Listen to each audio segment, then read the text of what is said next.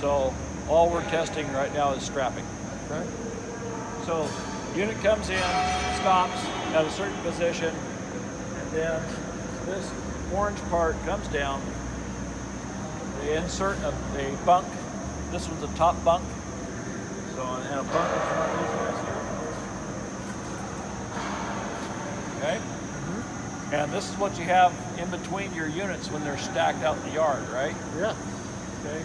This machine puts that on and then runs a strap around it and straps it. So the bunk will come in from here, like so, and then the strap goes. Just one? Just one? One, and then it'll advance ahead. Okay. Some people use 3, some people use 2. Okay.